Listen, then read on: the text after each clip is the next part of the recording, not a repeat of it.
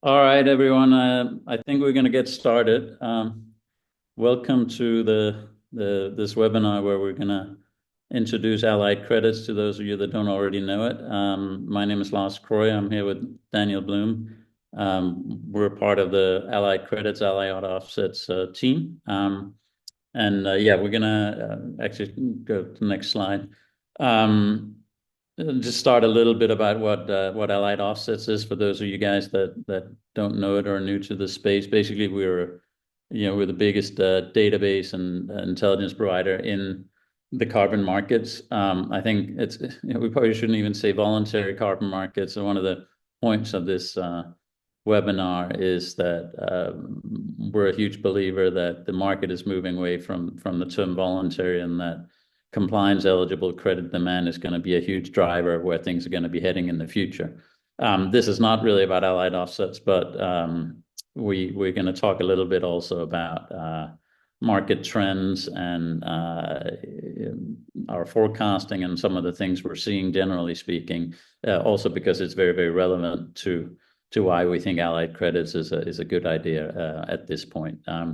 Next slide, please, Max.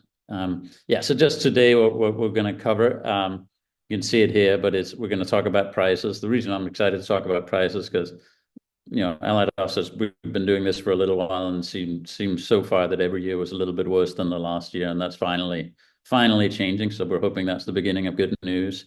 We're going to talk again about why compliance demand is a big story. We think in all sorts of ways that the market is not yet appreciating, and we'll explain why that's particularly relevant to a platform like Allied Credits, but also to the wider carbon markets. Yeah, and then why we build Allied Credits and what it does specifically, and who is using it. And towards the end of this, we're going to have Daniel give us a walkthrough of the platform. I'm assuming most of you guys are obviously, well, you're all online, but some of you are probably on the Allied Credits website already, so you can follow the live demo real time. And then at the end, we have time for Q&A. So anything you want to ask, fire away. And if they're really tough questions, I'll give them to Daniel. But otherwise, we're here to answer the questions. Next slide, please, Max. Yeah. So first of all, the pricing. Let's just get straight to it. This is great news. Like we have at Allied Offsets, we get prices from all sorts of sources. It's a source of ongoing strength for us. We have a lot of relationships with brokers, buyers, project developers, exchanges, and so forth. And we obviously feed these into algorithms where we keep track of pricing trends over a long period of time by anything you can think of, whether it's by sector, vintage, geography, and any combination thereof. As some of you probably know, this is traditional and continues to be an incredibly opaque market. So unlike stock markets where you can just go online and see the share price of any given share, the prices are not as easy to find as we think they should be, and hopefully will be in the future. We'll talk a little later about how compliance demand will probably change that. But for now, it's just really fantastic to see the prices have actually gone up across a bunch of sectors. We're obviously inclined to look closely at the Allied Offsets 500, which represents the 500 largest projects in the voluntary carbon market. And I hate to say it's almost like an AI-esque increase in price this year of 30%. So that's just really nice to see. And again, we'll come into the forecasting, but what's also worth noting is when you look at the prices that you have an index or a red project at 6 or index at $7. And let's just for a second think about what that actually means. It means that people say you can avoid or remove a ton of carbon at $6 or $7. I compare that to the compliance prices around the world, and it is still ridiculously cheap. So we believe that subject to demand coming back, there's a long way to go for prices from here. But there's also good reason that prices have been suppressed in the past couple of years. Next slide, please, Max. This one, I know that this doesn't look very good, but it's actually very good. So every year it's been seems to have gone worse than the last. But finally, we think we're at the nadir of the market. And what this graph actually shows is that this year compared to last year, things are not worse. And when you think of the beating that the sort of green agenda is taking around the world, it's actually really nice to see that retirements are more or less the same as last year. We would have expected, that, well, we wouldn't have been surprised if that had declined. And when you combine the cumulative retirements being roughly the same with higher prices, it obviously points to a larger value in the space, which is just great news. So we would expect retirements to go up from here, potentially massively so, maybe not next year or the following, but if you have a sort of 3 to 5 or longer year horizon, we would expect volumes to increase significantly along with prices, which is one of the main reasons we're so excited about this market. Yeah, next slide there, please, Max.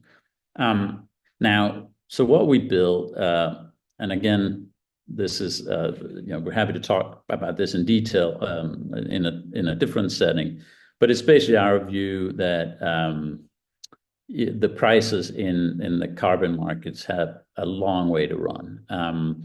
We build these long-term forecast models based on our view of demand, and obviously run a bunch of different scenarios about that. But importantly, because we have so many of our clients are project developers, we also have a really good sense of what does it actually cost to create projects around the world in different project types, and including some of the newer project forms in the engineered removal or the removal space in general.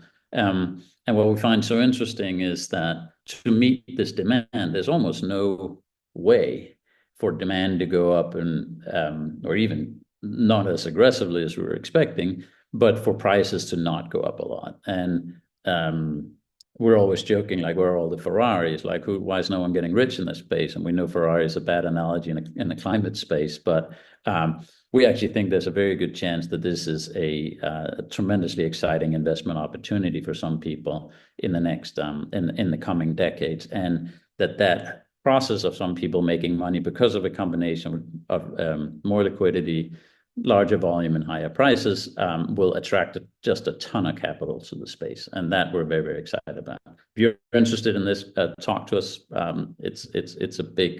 It's a big part of at least why I'm personally super excited to be in this space. Next slide, please, Max.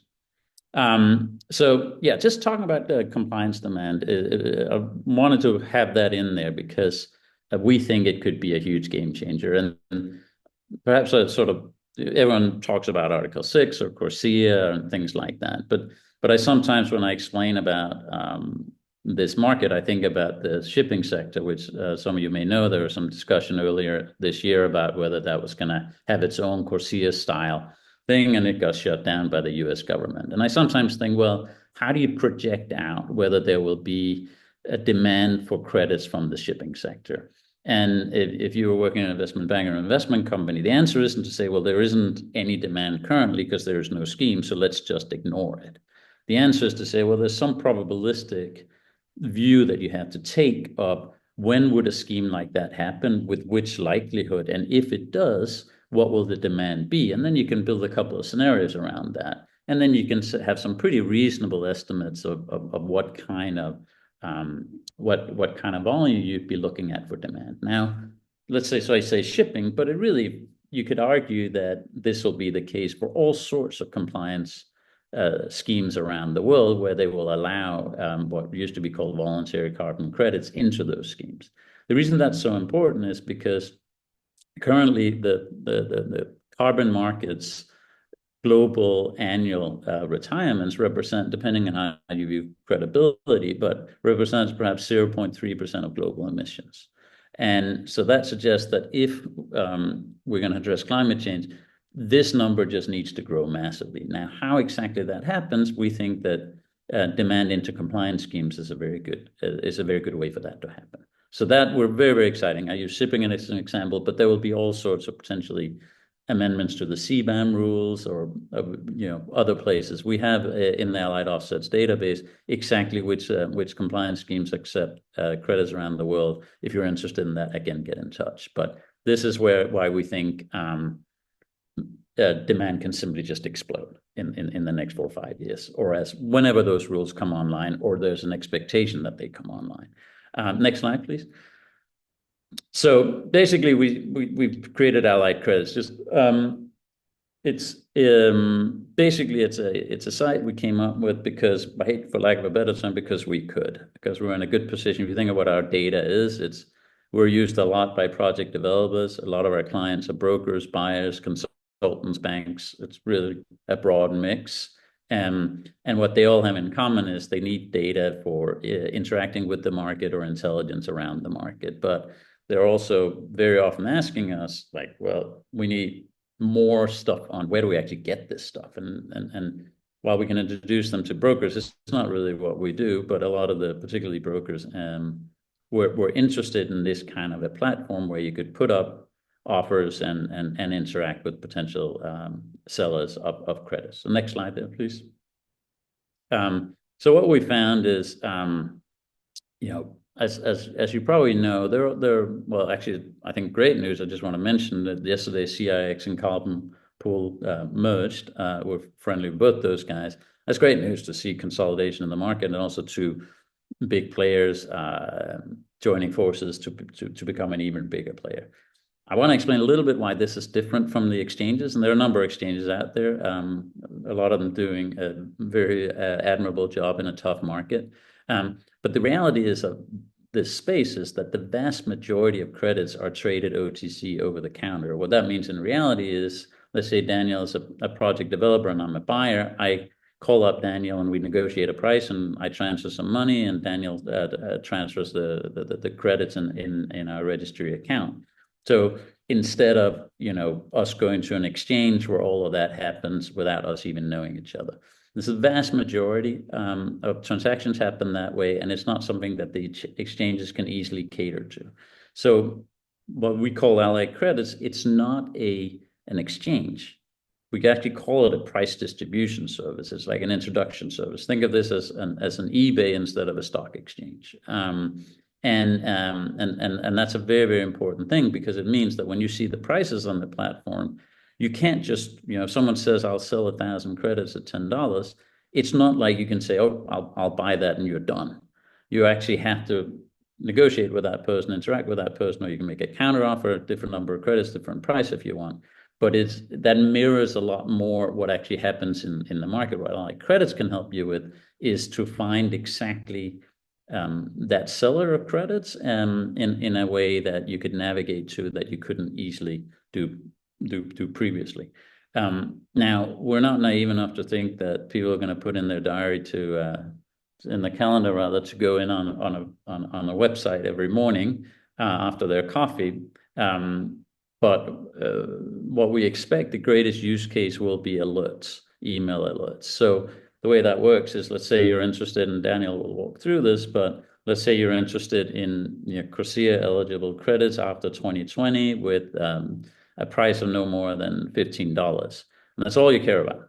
And let's say you want it to be from, I don't know, Colombia and Brazil. You don't need to see 500 offers and scroll down and sort through it. We can simply make sure you get an email whenever you want, but daily, weekly, or whenever there's a new credit coming on that matches your criteria, which you can change instantly if you want. The reason that's so useful is because that just much more mirrors how most people operate in the market. They don't they don't go scrolling. So I think a key point that I haven't mentioned, but it's important. This is all free. We're not charging for it. The reasons we can do it free is because it doesn't cost a lot for us to make, if I'm honest. But also, like we have a lot of this data already. We have a lot of these relationships already. I think it's quite interesting that we already have 300 plus spot offers and a bunch of forward offers on there, and we haven't even really launched the platform. I guess you could argue this webinar is the launch of the platform, but we've been pretty overwhelmed with the interest in this, and that, again, I think it speaks volumes for the space. That is not, we think, the beginning of an upward trajectory, but also the need for this kind of a product. I want to just briefly talk about forward offers. So what this means is there's clear on that is it's basically if you want to buy credits into the future that haven't been issued yet. So instead of like past vintages, future vintages. It's a very different thing because, you don't know if they're going to be issued. There's a bunch of uncertainties, and it's much more of a negotiated thing. But we want to create a platform where projects can show forward offers on the platform. And if those forward offers roughly mirror what a buyer is interested in, again, you can just as easily connect. Again, Daniel will show this, but I think it's important to note that the information associated with forward contracts will be different from the spot contracts. And therefore it's a slightly different search mechanism. But I think down the line, potentially equal or even more important than the spot market, because it's a better reflection, I think, of where the market is going, particularly in compliance eligible demand. So next slide, please. So just very briefly, who is this for? If you can see it yourself, but it's basically, it's a platform. It's an eBay platform, right? If you broker a trade, this is an important place for you to find new potential business and maybe put up business. In fact, a bunch of our friends from the brokerage community are avid users of the site on both sides of it, meaning they're using it to find new potential buyers, but they're also using it for themselves to find project developers that they want to work with. The reality is that a lot of the projects that have their credits up on this platform, they're not showing their full inventory, and very often those same project developers are interested in using intermediaries to find the end buyer. We're not expecting that this in any way replaces the brokers. In fact, I think this is perhaps the greatest use cases for the brokers that have the end client, the end buyer as clients in that relationship. But again, if you are an end buyer, you can explore prices, methodologies, and trends that you can't easily find elsewhere, and it's useful for that. Finally, it's an obvious point, but if you are selling your credits or you're a project developer, this is a great way to expand or easily show what you have and find potential new customers. I think it's an important point that, and Daniel will go through this, but a number of people on this platform use this as a price distribution service. I always think of, like, if I'm a project developer and I want to sell 1,000 credits to $10, tomorrow I wake up and I want 11. How do I distribute that new price? And historically, that's been a bit of a pain. It's been a mix of emails, maybe even some phone calls, maybe some WhatsApps, etc. The point is, here is one easy place where it takes you 3 seconds, and the new price is automatically distributed. And some people are. You can, as a project developer, you don't have to have your prices on the website or in the API, but some people simply just use the price distribution functionality, which is kind of funny because it means there are prices that are not on the public website but still using the service, which we obviously like. But anyhow, you can argue it's a little funny. I finally want to just mention the API, just in the spirit of this being a kind of an open source initiative. We're very interested in working with people. We're very interested in partnering, be it exchanges, be it information providers. Get in touch. We have an API, and a number of people have already hooked up to it. We just want to understand what you use it for, and obviously we have some terms and conditions for that. That you have to adhere to, but it's really not very onerous. Finally, I want to say, just so you don't think we're, how do we make money off of this? Now, first of all, we do think that transparency is very good for this space. We do think that the carbon markets is not a zero-sum game, so that we think we all do better if everyone does better, and that's an important point. Specifically, the way it's free, that you'll see during the demo that Daniel will do, that we, next to the spot offers, we have a bunch of data that is some of the Allied offsets data. And really, we would expect maybe out of every 1,000 people that visit the website or get an email alert that someone says, I need more data. One example is we give the top 3 buyers for a project for the last couple of years. Maybe you want the top 10 buyers. We give, actually, I don't think we have it up there yet, but we will give price forecasts for the specific methodology or sorry, sector and geography combination. And some people say, well, I really want to understand exactly how that was derived, so forth. So we think there's an upsell opportunity, and that a small fraction of the people that interacting with this platform will subscribe to our data, and that, frankly, we think will roughly pay its way. So just so it's clear why we're doing this. But yeah, I think that is it. I think it's over to you, Daniel, to do a live demo, and I'll shut up now.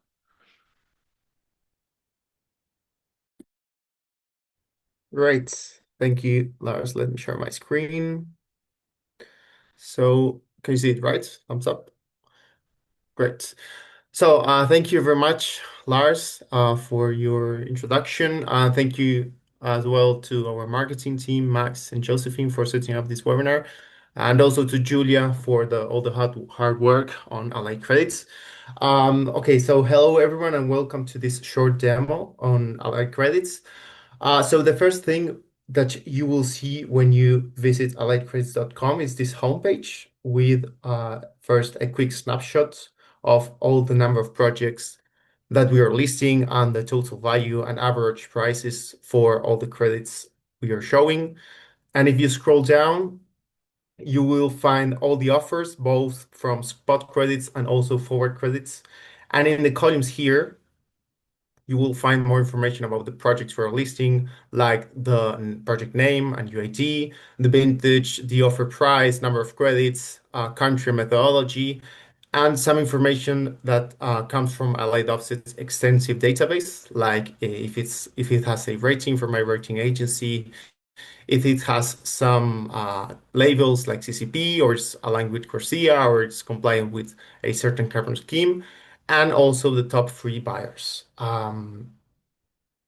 So if you would like, as Lars mentioned, if you would like to see more information on these projects, like for example, the actual rating, or as Lars mentioned, if you'd like to see perhaps the top 10 or top 20 buyers, or you would like to have a benchmark to see if this price is fair by this country, geography, methodology, and project type, please consider subscribing to Allied Offset's database. We are very good at providing this kind of market intelligence.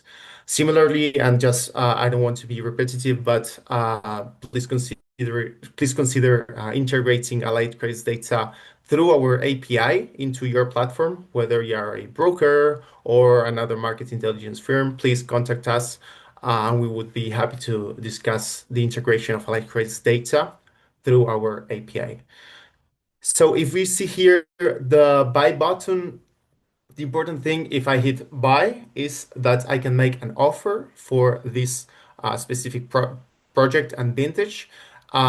We can edit the amount of credits we want to purchase. For example, let's say I would like to buy 10,000 credits, not 3 million, 10,000 credits.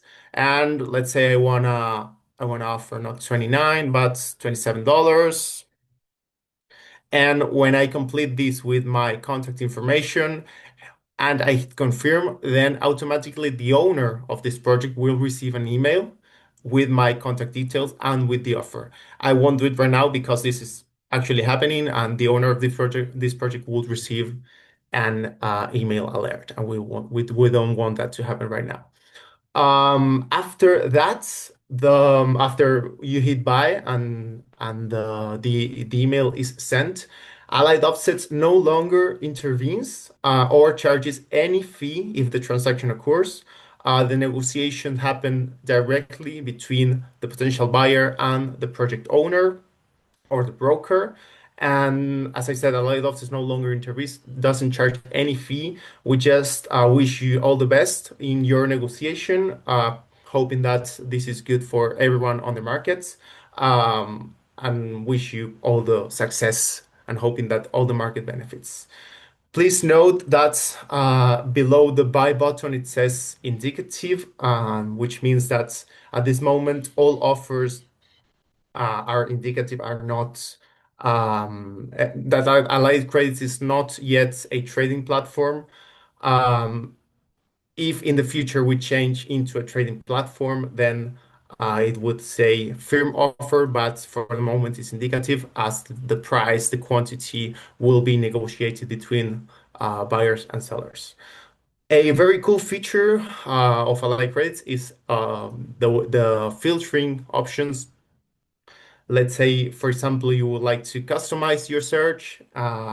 You can use the filters. Like, for example, let's say I'm interested in purchasing some credits from South American countries. Let's click Argentina, Bolivia, Brazil. I would like vintages post 2022, and I would like credits rated by some rating agencies. Let's pick P0, Calyx, Silvera, Renoster. When I apply these filters, I will see all the projects we have that are aligned with these criteria. So pretty cool. Let's see another example. Let's say I'm an airline and I'm looking for Corsia aligned credits. Then I will select Corsia phase one aligned credits and click pilot phase and no.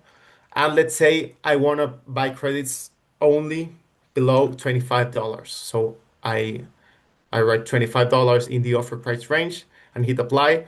And then I can found here 68 results for Corsia Phase 1 aligned credits below $25. And I can also sort by price, by number of credits, by vintage, etc. Third use case, but there are many more. Let's say I'm interested in forward credits and I would like to, because I am developing my carbon portfolio for the following years, and I would like to see them sort by low to high price. Then I go to forward credits, sort by low to high, and I can see here all the prices ranging from $8 to around $40. So, what I would recommend to anyone watching this webinar right now is to subscribe to our market alerts. They are free and you can do it right now as I speak. If you hit subscribe to our email alerts, you can set up your alerts. You can choose to receive it daily or weekly, depending on your interests. You put your email here, and you can also customize the kind of alerts you receive. That's pretty cool. In order not to receive alerts on every project we have, you can choose, for example, I like to receive all alerts in all spot credits, but only on certain for credits, or you can customize with the same filtering option. I would like to receive credits only between $10 and $25 from several countries. Let's say some countries in Southeast Asia, Cambodia, China, some countries in Africa as well. And when I hit apply, and subscribe. Please don't forget to subscribe at the bottom of the email alerts. I will be subscribed to our email alert, and you will receive daily or weekly, which is pretty cool. And again, this is for free and for the public. So that's mainly it about AlliedCredits. So for more information, please feel free to reach out to us or visit our FAQ section here. It's very clear, very clear all the information that I just mentioned. But please, if you have more questions, please do reach out. And we invite you to submit your questions into the Q&A session. And with that, we move on to the Q&A session. So thank you very much for listening. I'll stop sharing and see if there are any questions on the chat. Okay. Maybe we can start with this one. So Lars, I'm going to read aloud the questions and maybe you can jump on it. So there are some questions around why we made this platform fully public because it's uh, quite surprising for some people, which I totally understand. So why did you decide to make pricing fully public and free, since every other platform keeps prices behind the login and paywall? Yeah, and how do you make money? How Allied Optus make money on this? Yeah, I think I might have answered a bit of that already.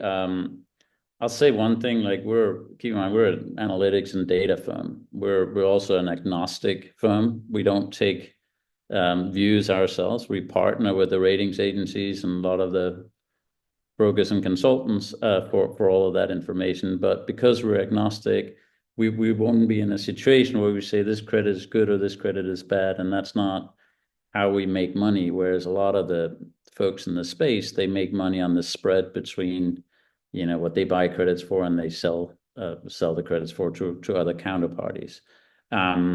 That's not what we do, so we don't have to charge for it. And again, the main way we make money is the upsell of our other services. But I also want to emphasize this is not, I mean, in this day and age with all the AI technology, this is not a tremendously expensive initiative for us to keep going. And because we're in a good position to do that, I think it allows us to not worry so much about charging for the services. Right. Maybe we have 2 minutes to address one more question, if that's fine. So, some questions around the buyers that we're showing. One question says, I saw buyer names like Shell, Microsoft, and other companies on the listings. Where does that data comes from? I think we already answered Lars, but if you would like to explain Yeah, a I bit mean, look, more about how it's Allied a Options part of our, works. yeah. We have data from, I always get this wrong, I want to say 38 registries, and obviously the biggest ones are much bigger than the small ones. And we keep track of the retirements, who's retiring. We also have a bunch of non-public retirements that we have through other sources. And so we have a pretty decent idea of who has retired credits from which project. And obviously we can then use that data to see across all projects, regions, registries, and so forth, who are the biggest buyers and what kind of things do they buy. So we have that in the broader database, and we're sharing just a tiny smidgen of that here. And the example you gave us one. Maybe do one more question, Daniel. I don't. We're running a little over here, so. Yeah, sure. Um, so people want to know what are our next steps. If you have, where are we heading to? What's our roadmap in terms of next Yeah. steps, next following months, years? But I'll keep that specific to Allied Credits. Mhm. Look, I think the market is definitely picking up. I'm very much a medium-term optimist. I always joke with friends from the industry, just don't die in the near term. It's been very grim. It's getting better. I think particularly what might happen is people have sort of predicted commodity type markets for years and years, and it hasn't happened, as evidenced by that this is an OTC market. If you see a pickup in compliance eligible credits, what will be very um, obvious is that they will be subject to certain criteria, whether it's that you have to have B plus or above from B0 or BCCP or whatever it is. What you can then do is to say, well, other than fulfilling that criteria for my compliance eligible credit, I don't really care. I just want to buy the cheapest CONSIA eligible credit for my airline. That would develop the market into a more traditional, what would look like a more traditional, almost like stock market, right? As opposed to an OTC market. Obviously, we'd follow that. For now, we're not doing it. For now, we're very happy with just developing this market as it is. I'd imagine that there's going to be a lot more growth in the forward offers, which again would not lend itself to the kind of trading I just mentioned, but much more one where both the projects and the potential buyers probably need some sort of intermediary, and we have a lot of call it broker friends in the space that we'd be happy to introduce people to. So I think that's an area we would probably explore, but for now we're just very happy with very strong demand that we've seen for this product. So we're not we're certainly not complacent, but we are hoping that this we have very good statistics for exactly how many people click buy in a week, how many people get an email alert in a week, and as long as that's growing, which it is, then we're happy. So we're very pleased for now. Great. Good to hear. So I think we can end the webinar now. Josephine, Max. All right. Well, let me just say So thanks to everyone listening in, and yeah, if any other questions or thoughts or wanting to work with us on anything, get in touch. And yeah, I just want to emphasize again, we're huge believers that this market is not a zero-sum game. So I think we're all working in a market where we're hoping this market could be 10 or 100 times bigger, and that I think that whatever we can all do to make that happen is a good thing, and there's plenty of room for all of us to do well if that happens. So we want to work with people. great. Thank you everyone for joining and hope to see you next time.